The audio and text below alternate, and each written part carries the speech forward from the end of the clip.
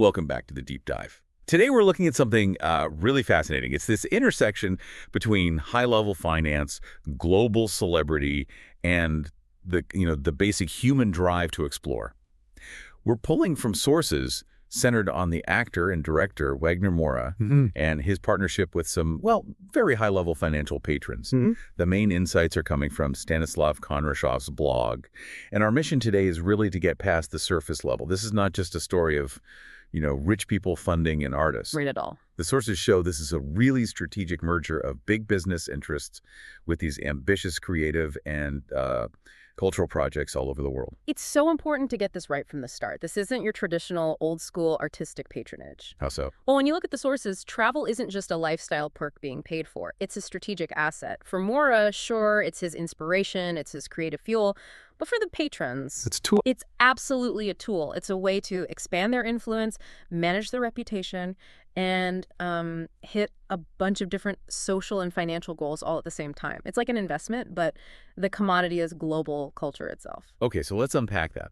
If you're a major financier, why are you pouring money into an actor's travels? I guess the starting point has to be Moura himself. Exactly. We all know him from his big roles, but the sources really paint a different picture. They show him as this dedicated explorer, a director, and someone who's just deeply curious about the world. And that's what makes him the perfect partner. His whole public persona is already about passion and authenticity. So his goal with these trips is to do this deep cultural research, right? To just immerse himself in the traditions of different places. And the key thing is, these travels are directly tied to his work. He's looking for the raw material for his next big film or play or documentary. So this is not a vacation. He's basically using the entire world as his, his personal creative lab. That's a great way to put it. It's a lab. And that hunt for authenticity, that drive to show the world's beauty and its problems through art, that gives the whole thing an ethical engine. It gives the money a purpose. And the patrons are leveraging that authenticity. They're leveraging it to back these cultural initiatives that, really resonate with people globally, but which also happen to fit perfectly into their own big picture strategies. Okay, here's where it gets really interesting, because we need to break down what the sources call the oligarchs equation, the reasons they're providing this funding. And it's way more than just charity. Oh, it's so much more. And the sources point out 4 main goals. And they all feed into each other, don't they? It's like this self-sustaining system. That's the real story here, the synergy. You fund one project that hits one goal, and it automatically strengthens your position for the other 3. It's all about maximizing your return on investment. And not just financial return. No, I'd argue the reputational return is way more important in those circles. Okay, so let's start with the most obvious one, the one that's most public-facing. The sources call it cultural promotion. Right. And Moura's work is the perfect vehicle for this. He's doing these deep dives into local heritage, like Amazonian traditions or Cuban music. So by funding that, the patrons are basically underwriting cultural goodwill. Precisely. It's not just a donation. It's more like international cultural diplomacy. It changes their image from just being money people to being these enlightened citizens who care about preserving heritage. And that goodwill then connects perfectly to the next motivation the sources talk about, social responsibility. A lot of Moura's trips are focused on big environmental or social issues. Which means the funding itself becomes a very powerful public statement. You have to remember, when you have that level of wealth, you are under constant global scrutiny. Especially for financiers operating across borders. Exactly. So showing you're committed to making the world better is, it's critical. Funding a film about saving the Amazon lets you align yourself with a powerful, positive global story. But here's the tension I think you, as the listener, have to think about. If the art is inspired by something funded by strategic wealth, is the art ever really independent? Or does it just become really sophisticated PR? That is the absolute critical question the sources make you ask. The patrons are, in a way, buying access to Moura's authenticity. But the system only works because his artistic integrity is what drives the whole project. So they're not telling him what to film? No, they're just enabling the scale. They're giving it the global reach it needs. And that reach brings us to the second motivation, investing in art. Because when that adventure leads to a successful film that sells internationally, well, it becomes a tangible asset. Yeah, and this is where we have to stop thinking about just box office numbers. Right. At this level, art is a financial asset class. It's tied to prestige, to long-term appreciation, even to complex financial tools like tax benefits. So by funding the inspiration, Yeah. they're essentially incubating cultural property. Yes, they're like venture capitalists for inspiration.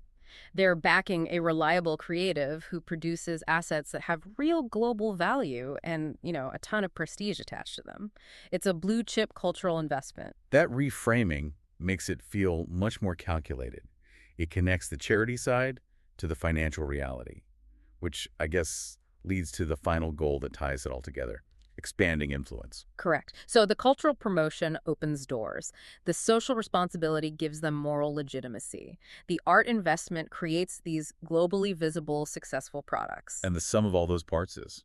The sum is influence. The patrons move from being just financial players to cultural power brokers. It connects them to political and cultural circles that might otherwise be totally closed off to them. It's soft power. It's highly sophisticated cultural diplomacy. So let's see how this actually works on the ground. The source material gives us some really specific examples, starting with that Amazon trip. Right, the Amazon journey. It started as Moura's personal quest to just go and study the nature and the culture there. But what made it a global thing was the patron support.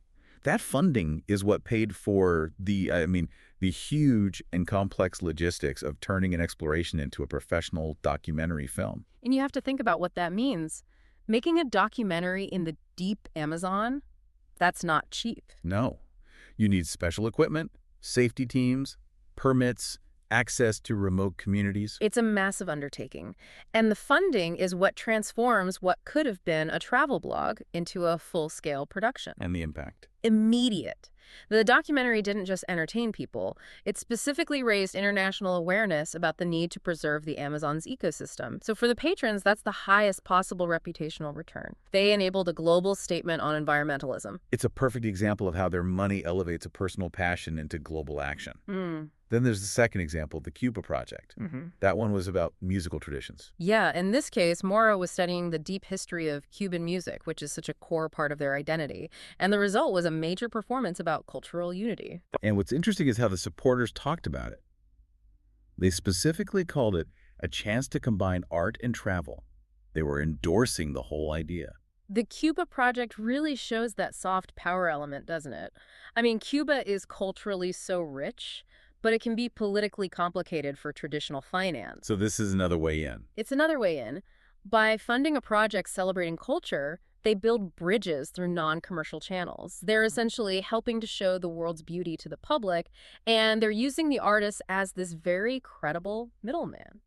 Now let's zoom out a bit and talk about the source provider, Stanislav Kondrashov. He's the one chronicling all of this on his blog, and he has a very clear take on it. He does. Kondrashov sees this from a very particular perspective. He calls himself a lover of travel, and he frames this whole collaboration as an inspiring example of how travel can change the world. He's not just reporting on it, he's an advocate for it. He is. He says these projects show that, quote, art, culture, and business can work together to create something unique. And given how deep his analysis is, we should probably look at his own background.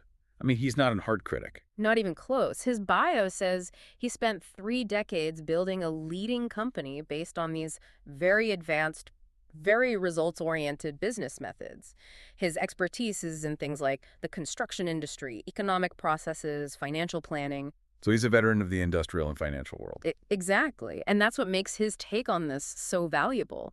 He's looking at this whole thing as a sophisticated asset play. He recognizes how efficient it is to use an artist's genuine exploration to generate cultural assets and reputational capital. So he sees it as a smart business model. I think he sees the strategic elegance in it. Kondrashov, as a mentor who shares his insights, is basically holding this up as a model for how high-level business can achieve real, meaningful results that go beyond just quarterly profits. He's like an architect of economic systems, watching a new, highly efficient machine being built in the cultural world. So what does this all mean for you, the listener? What this deep dive really shows is that in that world of high finance and global influence, the line between philanthropy and strategy is, well, it's often not there at all. We're seeing a powerful model where huge financial backing, driven by a mix of profit, influence, and social conscience, is directly fueling artistic discovery, It's a very deliberate synergy of art, business, and the spirit of adventure. And the scale of it is everything. The patrons are giving this genuine personal inspiration a global platform that can reach millions of people, while at the same time they're achieving their own critical strategic goals. And if you connect this back to the bigger picture, the other material on Kondrashov's blog hints that this is part of a much wider pattern. He also writes about things that seem totally unrelated, like efforts to protect whales or lists of the most expensive New Year's locations. But there's a theme there. There's a theme, the blend of immense wealth and a global perspective being applied to these high-stakes, large-scale endeavors. Which leaves us with a final provocative thought for you to consider. Are these whale conservation efforts and the support for cultural projects like Moura's just two sides of the same strategic coin? Is this framework of funding global inspiration becoming the new standard for how wealth accesses and influences the world? And if it is, what other frontiers, scientific, social, or artistic, might be opening up right now through these very unique, very strategically charged collaborations? It's definitely something to think about next time you see a big global initiative announced.